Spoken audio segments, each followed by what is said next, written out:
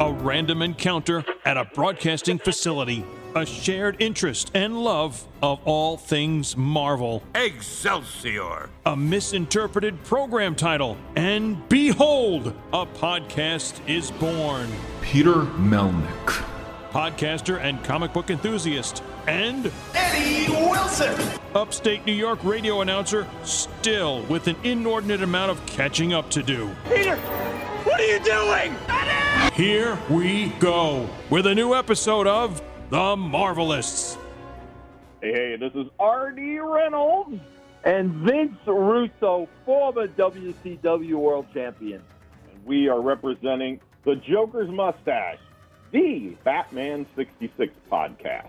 And you are listening to The Marvelists, Peter Melnick and Eddie Wilson. Welcome, everyone, to The Marvelists, the Marvel Universe podcast. I'm Peter Melnick. And I'm Eddie Wilson. And joining us on the other end of the tin cannon string, we are joined with the dynamic duo themselves. Yes, we are joined with the real deal R.D. Reynolds and former WCW World Heavyweight Champion Vince Russo, representing Channel Attitude. Gentlemen, good evening. Good evening to you. Yes. Yes, good evening. What a fantastic time we're going to have here on The Marvelists, the Marvel podcast, talking about DC Comics, Batman 66. Oh, we're doomed.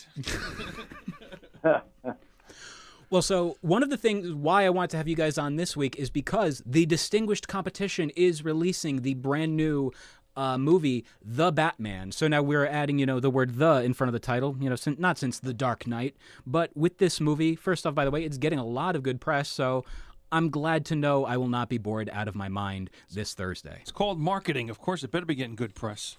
It's a movie. Yeah. And gentlemen, first off, you guys have the show, The Joker's Mustache, and I'm a big fan of the show. I support it over on Channel Attitude, and I am loving the ever-loving heck out of it. And tell the audience at home about your show. Mr. Russo, why don't you take the stage? Well, yeah, I'll start, and then you could add your 2 cents. But R.D. and myself, we both have a love for Batman 66. It's a little different because I'm a little older than R.D., so I actually remember watching the show in real time. I mean, when the first episode aired in 1966, I was 5 years old, and I literally remember watching the very first episode. But I think when it really comes to knowledge, I think Mr. Reynolds might have a tad bit more knowledge than I do. Well, that's very kind of you. And for people that don't know, just a little background between Mr. Russo and I, because it's kind of interesting. Vince, of course, former WCW World Heavyweight Champion. He also wrote tons and tons and tons of wrestling shows throughout the 90s and early 2000s. And I wrote about a lot of those shows on my site, WrestleCrap.com, the very worst of wrestling. And you'd think these two people would not like each other, but that is not the case. We actually greatly enjoy each other's company. And so much so that we're like, dude, Vince got a hold of me and said, we should do a podcast where we're talking about nothing but Batman 66, do an episode by episode by episode breakdown of these. And yeah, we do it on Channel Attitude. And it is about an hour and 20 minutes an episode, which is pretty amazing considering the episodes are, 25 minutes.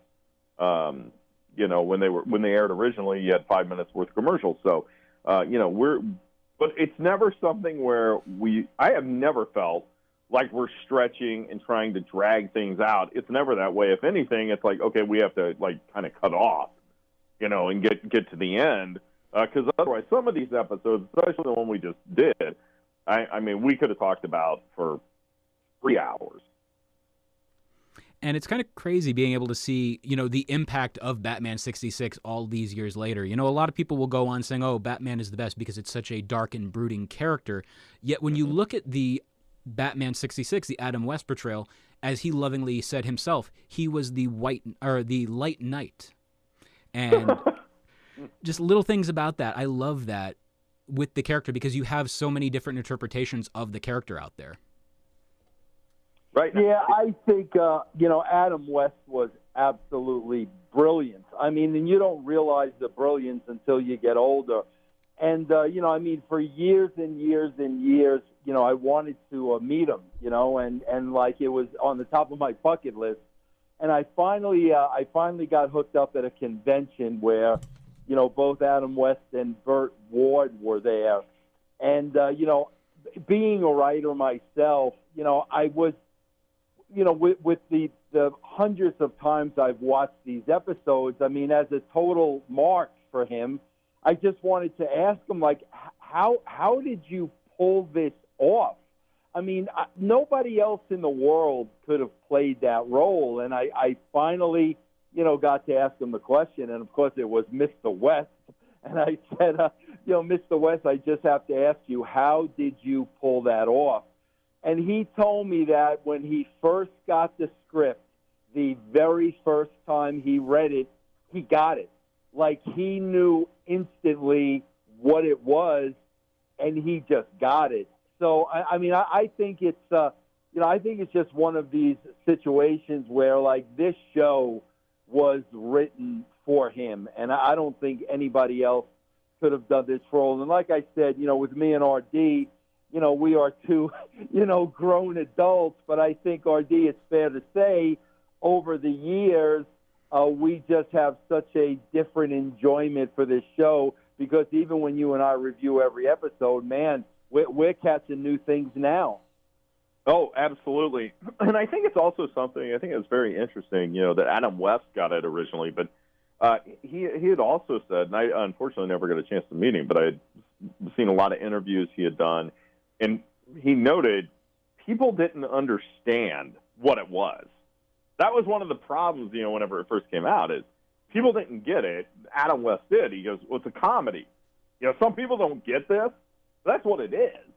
And, I just think that, like you said, Vince, I mean, there's so much. Every episode, we just sit there and find new things. Like before, we talk about it all the time. We'll see things like there's this blue van that shows up in like every episode.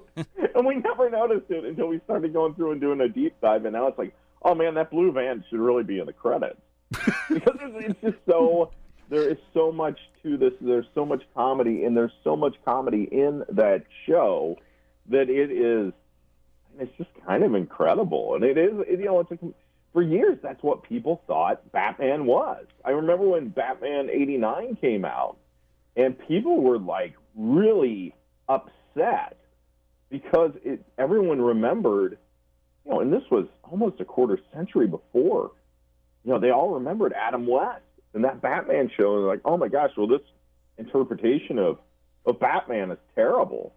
People were wildly upset. So it's interesting because they kind of keep reinventing the character, and of course I love Batman 66. I'm looking forward to seeing what the Batman is all about, and I tried to watch as few trailers and stuff as possible to keep myself kind of spoiler free. So. Well, with respect to your podcast, guys, for those who may not be aware, including myself, how many episodes of Batman 66 and how long have you been doing this? I would assume maybe once a week, Vince? Yeah, God. RD, do you know how many episodes there are in total? There are, I believe, 120 episodes, and we just tonight, right before we got on with you guys, we recorded episode 31. So we still have, at least a year and a half. Yeah, and we have 30 of them in the can. So yeah, and we record it, every week, and we don't look at both episodes. There was always the cliffhanger. We take one episode at a time, and we slice it and dissect it and look at it every which way from Tuesday. And it's a lot of fun because, like I said, man, my craft being a writer, the brilliance of some of the writing. I'm always like saying to RD as we discuss the show, I'm like, how did they think of that? And not only that, how did they shoot this thing and keep a straight face? I mean, to me, it's just absolutely brilliant. Yeah, it's something to me that, and it works on, it is. I mean, Adam West said it's comedy, and 100% is.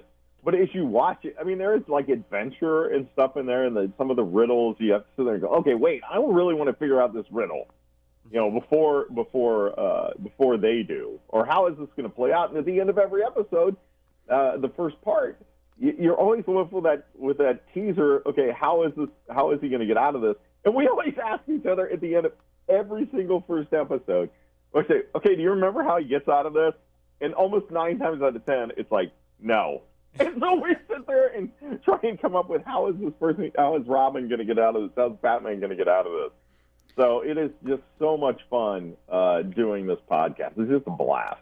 Now, in regards to the 120 episodes, you also have Batman 66, the movie, and yes. Are you guys going to be doing that as well as the 2 animated features that they had done? Correct. Yeah, we're going to do that. We also have reached out to, and you would think this is 1966. There can't be very many of these actors and actresses that are still alive, but we actually already got one, and Vince knew her. Yeah, we had on Susie Spirit. She was in an episode with the Joker, and she was like 19 years old at the time. The woman's name is Donna Lauren, and she's a sweetheart of a woman. And it's unbelievable because, me and RD get her on there, and we're such total marks, and, like, we don't care. But, my God, she gave us such great insights into, Cesar Romero, because, those were the episodes she was in. And, when you can actually find people that were part of the series and now really go, behind that curtain, oh, my God, I think RD and I were in our absolute glory. Was I kissing this 80-year-old woman's backside enough, bro, or what? Yeah, you were doing it so much that her husband came into the room. I think he was kind of jealous. So that's a shoot, too. Yeah, her husband actually did show up. That was really funny. What in tarnation's going on here? Exactly. She married a prospector? Yosemite Sam. Oh, jeez. Real quick, this question comes in from Chad of Horror Movie Barbecue. Who would have been your guys' ideal casting for Batman Season 4 if it had been picked up by NBC? Tina Louise says Poison Ivy seems to be a popular theory with fans, but Chad would love to hear their choices. Also, hashtag Team Yvonne Craig.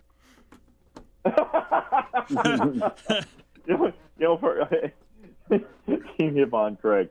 Yeah, if you were to do a different villain, let me think about that for a second, because that's one of the things that they did so well is casting, the casting on that show.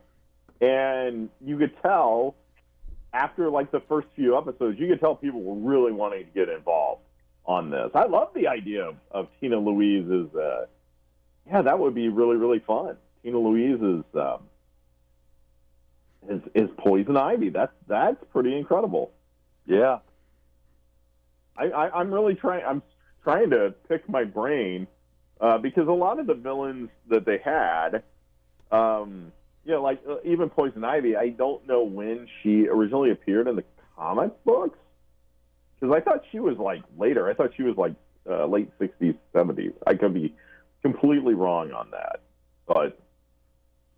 No, I'd like to field the question. I would love, although he did appear later, is in Batman '89.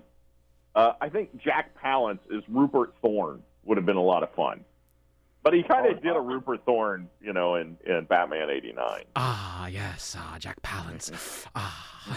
Just he stubbed his toe. Number one. Yeah, he was fantastic. Now, I'd like to field that same question over to Yvonne Craig superfan Vince Russo. I would have just liked to see. I would have liked to see the late great Buddy Hackett play a villain. That would have been. Buddy Hackett as anything, I think, would have been absolutely incredible. He's not a not a Batman villain, but Buddy Hackett could have made a great Mr. Banjo. I think he would be perfect. He's like one of the lesser known. I think he's like a Flash villain, but bring him on over. Why not? That would be actually perfect. Yeah, I don't know what character he would play, but for some reason, I'm just begging for a Paul Lynde character. Oh, God, that would be tremendous. Yeah, maybe Mr. Mistleplick. You know, it would be a carryover as well. But for some reason, though, I'm getting. I don't know. I'm not sure if in an episode of Batman, Paul Lynde was there, but I don't know. Maybe like a background or not, one of like the little cameos that comes out of the window. Yeah, one of the. It might have been. Yeah. We just hit within the last couple of episodes because they did not do the window gimmick from the beginning.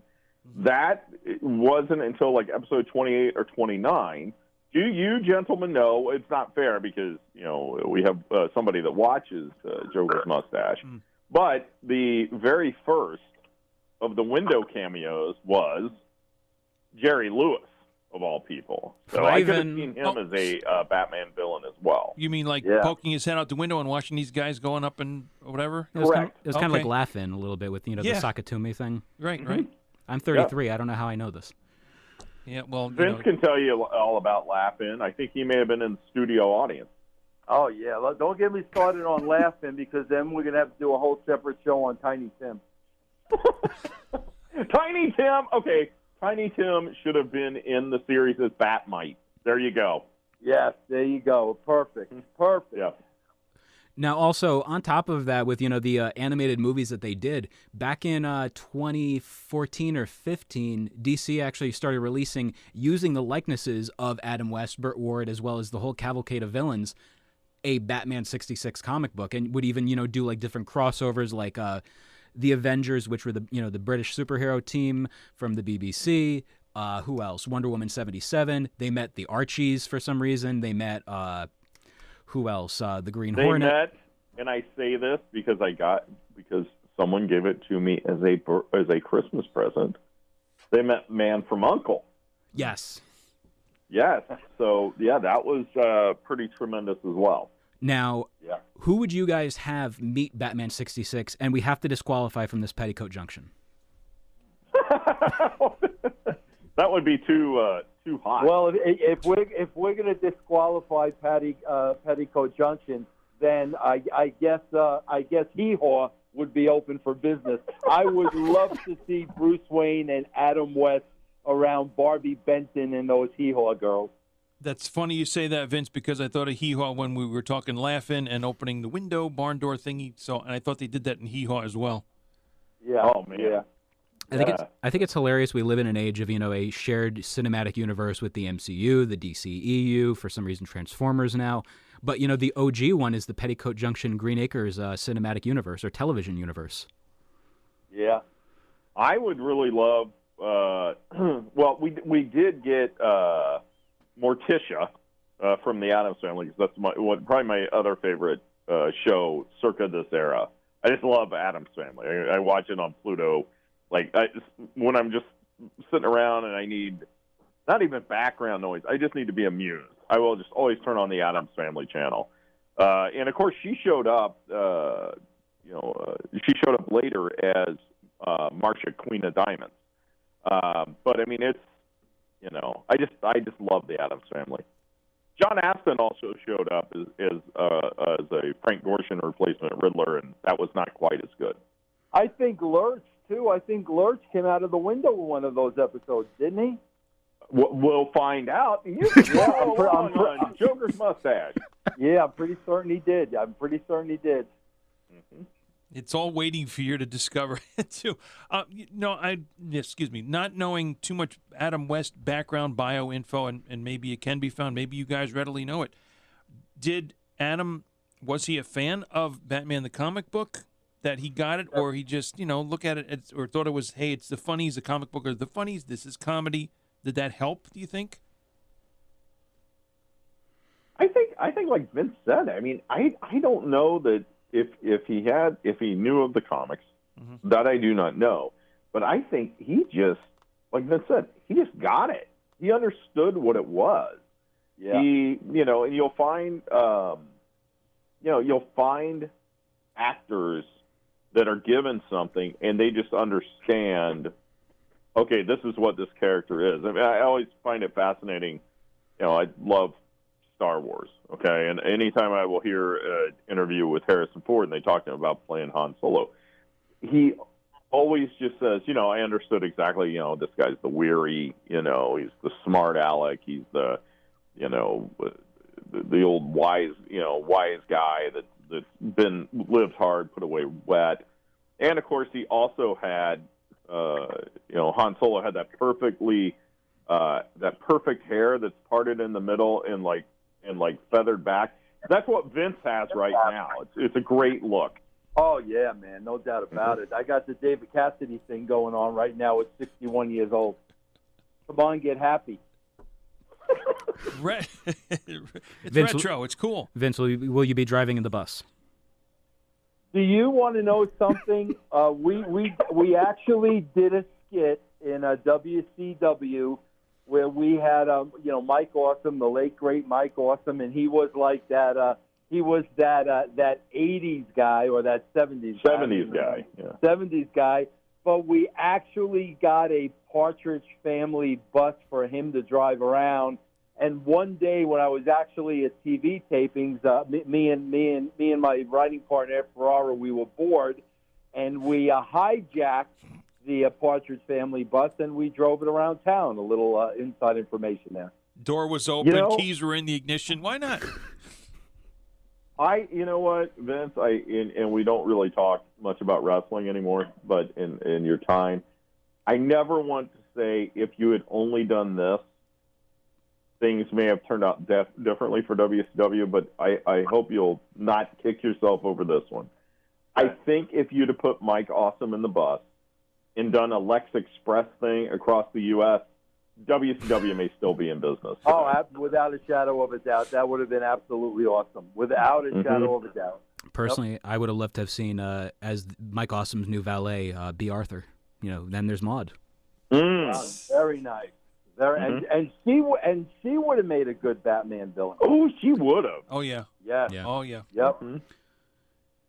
I mean, and the funniest thing was she probably would have done it, but she would have been required to do a song because that's what was one requirement for doing the Star Wars holiday special. Yeah, that was a poor requirement, but she could have been Granny Goodness, right? Oh. Yeah. Well, the funniest thing is in the animated stuff, Ad Asner is the voice of Granny Goodness, which, you know, ramps it up a little bit more, makes it a little bit funnier. Mm-hmm.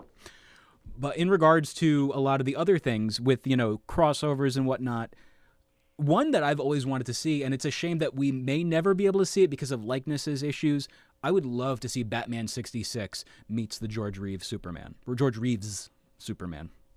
Oh, see, then you can't say likeness issues and whatever. I mean, at the end of the day, money will drive everything. And I have seen things that I swore I would never ever see, and I'm pretty sure at this point, you know, all bets are off, and anything that you can possibly imagine, you're going to get to see at some point. If there's someone that's a big enough fan and has a big enough pocketbook, and I think there are a lot of people that are just mega fans now that have a lot of money, and they're just like, I don't care. Who cares? My family fortune. You only live once. You know. So what I'm telling you guys, you know, make this Marvelous thing the biggest podcast in the world so we can get that. Can you do that for us? Eddie, what can you do? Let me see who I can call. This show is brought to you by our Patreon. Go to patreon.com/The Marvelists. And on the $3 tier, you'll get access to episodes early and ad-free. The $5 tier gets you our 2 bonus shows. One, Fantastic Voyage, where we dissect and just talk about the 102 issues, one by one, although if it's a storyline, more than one at a time, of Stan Lee and Jack Kirby's amazing, incredible, spectacular, invincible, and fantastic run of the Fantastic Four, the world's greatest comic magazine. And 2, You Haven't Read That? A show dedicated to the comic books that I haven't read yet. Some Marvel, some DC, all Fun. And on the $8 tier, pick a topic of your choosing, not a topping of your choice. Or perhaps you can be a guest on The Marvelists. Above all else, we thank you for your continued support. Well, one thing, by the way, on the topic of the George Reeves Superman, I remember we had an interview with Todd McFarlane of McFarlane Productions, and they have the DC Multiverse line, so they can do all the different action figures. They're currently doing Batman 66 figures, which I'm going to get to you guys in a moment, but one suggestion I made to him, and tell me what you guys think, they could do 2 different Superman figures. One is a black and white version, as one is in color. Why not? Oh, that would be good. Yeah, that would be all. I would buy those. And have you guys seen the Batman 66 figures that they just came out with for that line? I had seen a couple of those, and I can't wait to get my mitts on them. Hopefully, Vince will buy those for me for Christmas. I got quite a few of those. I got quite a few of those. They have a couple licenses for those, and one license I can't remember who it was, but I mean, like the figures are like $30 a piece. But I mean, they've got everybody, every villain you could imagine. And then they have a less expensive line where they just have the the main villains. But yeah, I actually have some of those hanging up on my wall downstairs. I saw not too long ago, I think it's the Figures Toy Company, who are the people that made the very first ever Vince Russo action figure, by the way. Yes, that is true. They do like Mego-style ones, and I believe I remember seeing Bookworm as one of the figures that you could get. Yeah, as a matter of fact, I think I have that one, and you could get them all. I mean, I've seen Shame in the store, and Ma Barker. I mean, they really have the entire line of every single villain. They even have Alfred. I mean, they got the whole line. It's pretty cool. Now, in regards to a lot of the characters in there, what DC heroes would you guys have liked to have seen brought over into Batman 66? I really think just a crossover. It's kind of fun. It doesn't even have to be in, bringing someone else in. But a couple episodes back, Batman and Robin were trapped in a giant steel book by the Bookworm. Okay, and so they're talking about how are we going to, Gordon and O'Hara are outside. They got no clue how to do anything. So they're trying to figure out, okay, who is the best criminal that could come open this safe for us? And they mentioned the Riddler. I would have liked to have seen just more double dip, villains. And they do that later in the show. In fact, there's one where they have like all the villains, as I recall. But I think just more of that. As far as, individual villains, individual crossovers, it would have been cool just to see Superman show up, and just to see somebody straight-laced play Superman, Now, do you do a Shazam where you have somebody show up and don't show the face, or do you actually, cast an actor for the role that, you can see who I thought you were going to ask if you have Shazam and he shows up in an old brown van. The competition of the blue van. It's out at the shop. Yeah. Well, mentioning also going back earlier that you said it wasn't till episode 28 where you didn't get to, you finally first saw Batman and Robin climbing up the side of the building, and it made me think of whenever you saw a scene involving that episode's villain, and you kind of, if you weren't sure, it was a subtle thing perhaps, but eventually you caught on. You said, "Wait, why is this looking like it's on a slant, on a diagonal?" And that I remember from the show Dutch too. angle, yeah. Yeah. Now that started at some point, maybe not in the beginning, also from what you've seen. And now, was the Dutch angle by the Dutch? No, they actually did that pretty early on. And what was interesting, I do not remember the episode, but they had one where the villain was not actually being a villain, and so it was shot perfectly straight. And we're like, that was really weird because it should have been at an angle. And then we figured out, no, it should not have been at an angle because he was not, being a villain at this point. Yeah. Another interesting conspiracy theory that I think would be funny for people to look for is, man, in every single fight scene, they clearly are using stunt doubles. It is never Burt Ward and Adam West. And me and RD were talking about this. I truly believe that's where they came up with the words on the screen, kapow, pow. I literally think that the reason why they did that was because it was so obviously stunt doubles and not Burt Ward and Adam West, and that was the only way they could kind of disguise it by putting those graphics on the screen. Because RD, tell them about Robin's stunt double. Oh yeah, Robin. He's not really the boy wonder. He's the male pattern baldness wonder. He has got to be in his mid-40s, and he has a schnoz. I think they must have looked at it and said, if Burgess Meredith wants too much money, we can just put this guy in this Robin stunt double. We wouldn't even have to give him a fake nose. He's got a huge honker. Yeah. Yep, exactly. And I did think of Buddy Hackett being the Penguin, actually. Huh. Yeah, he'd have been great as that. Yeah. Mm-hmm. I think his face would fit that monocle pretty good. Mm-hmm. Now you're just talking about the sound effects on the show. What is your favorite usage of a sound effect on the show so far? Oof. You know what? It actually is. It's not. This is kind of a cop-out. It's the music on the show.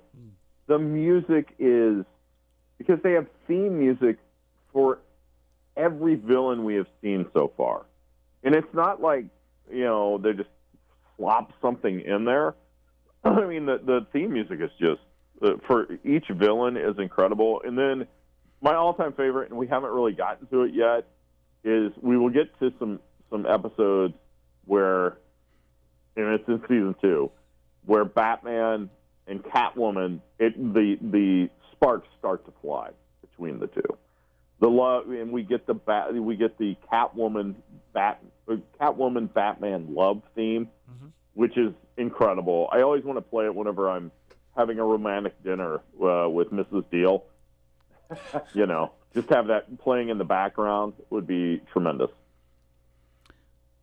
So now, in addition, Deal, we had talked over the last few months, before doing this episode, I was supposed to go to Disney World, and it's been postponed now to May. We're going to be doing it at the end of May.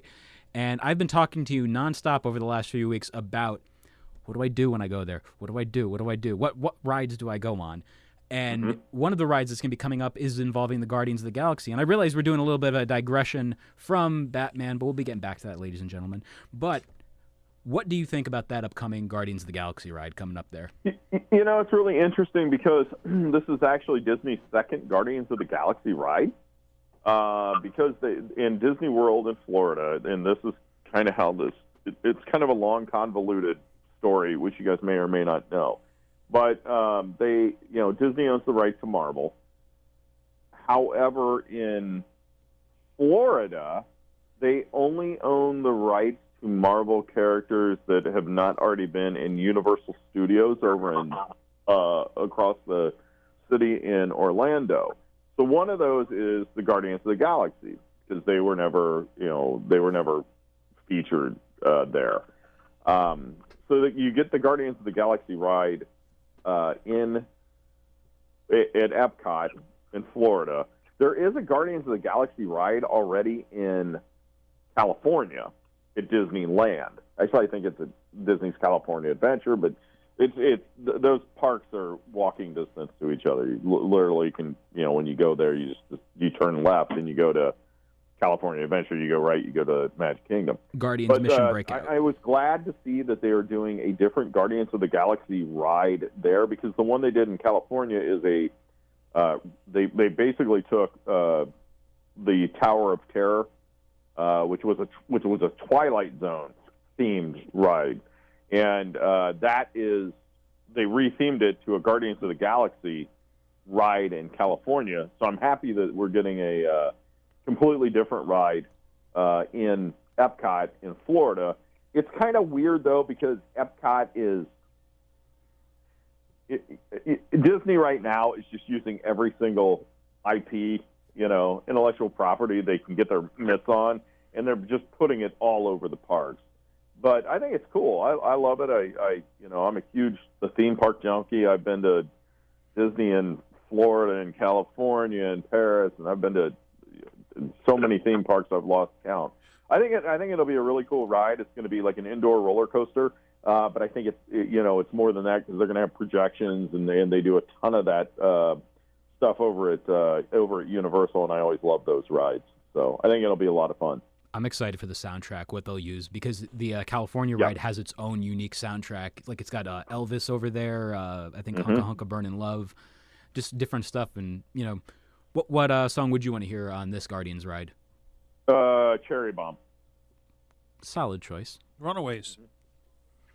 Now, I actually, it's so funny because I was sitting there going, what would I want to hear? And I actually have a Guardians of the Galaxy pinball machine that has been modded, so it has all the original soundtrack, and I'm always sitting there going, Runaways, that is actually, I think that's the Gamora mode on there. It has that song, and I love that song. Now, going back over to Batman 66, it's kind of crazy, though, to see the impact of Batman 66, and yet for so long it was difficult to be able to get a copy. Myself, I had a bootleg that I bought off of eBay, and it was literally TV Land rips. So... Right. It was, it was right up there with Star Wars Holiday Special, where it was like this thing you got from a tape trader, right? Anybody remember tape traders? Oh, yeah. Just me? Yeah, I mean, that was, it was really hard because it took so long for the rights to be negotiated and approved and all that stuff. But, again, it kind of goes back to what we were talking about earlier, right? These things that we never thought we would get. I remember whenever I heard we're going to get, Batman 66 on DVD, and Vince has it on Blu-ray. He's the man. But, it was something for the longest time. That's what you did. You, tape traded to get those things. So it's awesome now. And Vince can tell you some of the, on his 8K 137-inch TV, all the different things that he notices on the Blu-ray on Batman 66. Yeah, no, it is funny, because you got to realize this was made, 1966, when there was no such thing as Blu-ray and 4K and high def. And, there's let's put it this way, there's a lot of bad complexion on a lot of the actors and actresses that would have been hidden in 2022. But then with that size of screen, when you go across the room or actually outside the house and from across the street, it looks fine, right? Exactly, yes. There's also a decided lack of undergarments on some of the actresses, even some that should really be wearing I'm not saying anyone should not be wearing undergarments. Why'd you have to go Brazier there? is. We just watched that episode. Why'd you have to go there, RD? Why do you have to go there? Why do you always have to go there? No. Don't you even think about bringing this up to me, because I was not the one. That was not R.D. Reynolds. That was Vince Russo that said, "Hey, did you notice Aunt Harriet doesn't wear a bra?" Freeloading Aunt Aunt Harriet. She likes to go footloose and fancy free. What's the problem with that? Well, then why are you yelling at me for bringing it up? Leave the old woman alone. She's all natural. Nothing wrong with that. Hey, Peter, they sound like us. Well, yeah, some of the you notice these things on high def, on our giant screens and all that stuff. And it as I've said 1,000 times on the show, when they filmed this, they weren't thinking someone's going to freeze frame this and notice that Robin suffers from male pattern baldness. Well, unless they weren't thinking that. Unless it was part of his comedy routine. I think Andrew Dice Clay makes reference to, I Dream of Jeannie with that. Oh, yeah? Oh, yeah. I just love the idea of literally freeloading Aunt Harriet. Yes. God bless her. God rest her soul.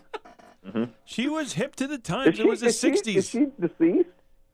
I didn't even know she was sick. I would Thank you. I would tend to think so, unless they did really good makeup and aged her very well. Yeah, then she's either deceased or 112. There you go. That sounds about right. Swinging low. One or the other. What? And in regards also, before we wrap this episode up, one of the things I want to ask you guys about is with Robin, What is your favorite Holy he's done on the show? It's funny because I'm trying to think of anything that he is, any of the Holies that he is really uncorked. Vince? Yeah, we had a good one tonight. What was the one tonight? Holy three. What was it? Three triple feature. Oh yeah. He said holy triple feature, and I had to bring up because this is the kind of nerd thing that I do. He said holy triple feature because Riddler was on the loose again, and I had to bring up. Well, to be fair, this is not his third crime wave. This is his fourth, and that's what we get to do. We get to be mega nerds on Batman 66. I love it, and I need to do that voice more often. Yeah, absolutely. Yes. But don't get stuck, and you can't get out of it now. Please be careful. Yes. You know what? That ought to be a little assignment. Count and to keep a record of this. How many different Holies that Robin comes out with, and you'll come up with however many at some point. You'll be like, wow, What, like Owen Wilson? Wow. Yeah, because it reminds me of a friend of mine I would watch, and I haven't gone through all 5 seasons on DVD of The Incredible Hulk, and David would take a different last name. David Butler, David Baxter, and in some episodes, it was just David. Surprise. Right. You have no idea how many times we have actually different things as we've gone through the series. We're like, we really should have kept count of X. Yeah. Yep. Well, I've always found it funny that would be one. The little tropes of like a show, like again, the Holy Blank Batman, or the different names of Bruce Banner on the show. My go-to one is on David. David. There we go. Yeah, sure. David on the TV show, David. But my go-to one is Superman, where he busts through all the walls, being the world's worst Jehovah's Witness. So there's a super cut on YouTube of him going through every single wall, and I want them to play that one Run DMC song. I don't know why. It'd be perfect for that. So anyway, gentlemen, it was an absolute pleasure and an honor, especially RD, myself. I've blatantly stolen your shtick for a number of years as a podcaster, and I wanted to say I owe you $10. Well, I appreciate it. It's funny. I've had a lot of people, and it's been over the last year since my co-host Blake Braxton, one of my best friends, he passed away, and I've had so many people that have done podcasts message me like you have and talk to me and say, your show had got me through these rough times, and it caused me to want to do my own podcast and everything else. And I steal this, the fun with Tammy or whatever. And I all the time I just look at my wife and I'm like, that show actually, I guess, had an impact on people that I never knew it had, which is really cool because whenever I started WrestleCrap, my whole goal was just to. It was never to write books. It was never to get clicks or make money on the side. It's never my thing. It was all just, can I just make my friends laugh? And it was really cool because I wound up with a lot more friends. It was like I had like 3 friends, that had, were wrestling fans. It's like if I can make Casey and Dan and Merle laugh, with this stupid website, that'll be awesome. But I've been very blessed. To be able to make a lot of people laugh, and I hear stuff like this where people are like, yeah, I steal your bits and everything else, and I just think it's awesome. I always say the coolest thing about the site isn't that I wrote books or I met people. It's that I was able to make other people laugh. I just wanted to make my friends laugh, and I wound up with a lot more friends than I started with, and I say that to the guys on the Marvelists and of course, to Vince Russo. I mean, had you told someone, 15 years ago, the guy that, wrote Death of WCW and the guy that was there for a lot of their toughest times are going to wind up friends? And that's really cool, isn't it? Isn't that awesome that we live in, that this is the power if you don't go into something and you're super negative. If you go into something, you can laugh at yourself, You can have fun and talk and be a human being, which so many people, I'm not trying to throw wrestling people under the bus, but so many people just can't. But I've been very blessed. I consider it a true blessing that I, have friends, like Vince. It's fantastic. Yeah, I get a lot of emails that say that my podcasts have caused people hard times. But that's another story for another time, RG. He lives to tell about it. Well, I think at its very basic, and we can tell it's coming through both of you guys, that you're just having fun and doing what you enjoy, and it's great that you can do that. Yeah, we come from a business, RD kind of said it, but we come from a business and a world where, man, people take themselves so seriously. Yeah. And that's not me and RD, man. We just get together, we have fun, we don't take ourselves seriously, there's no egos involved. I mean, life is just way too short for that, man. Let's just have some fun and talk about Batman 66. That's what life should be all about. Well, and then with that ego comment, Guardians of the Galaxy 2. Hey. Oh, Eddie. You liked it, Peter. You didn't think of it, so there. Fair. Mm-hmm. But anyway, gentlemen, once again, thank you, and it has been an absolute privilege. Yes, privilege, ladies and gentlemen. I just invented a new word. No, it has been a privilege of being able to speak with you on this here fine program today. CRD, I did it again. Thank you so much. And like I said, check us out if you're interested. Check us out, channelattitude.com. The Joker's Mustache, we guarantee you'll have a lot of fun. And, thanks a lot, guys. You really appreciate the time, man. And again, how can people get a hold of you both on social media? Oh, I gave the office. I am at WrestleCrap RD, Twitter and Facebook. Yeah, I am on Twitter at the Vince Russo. That's the best way to get a hold of me.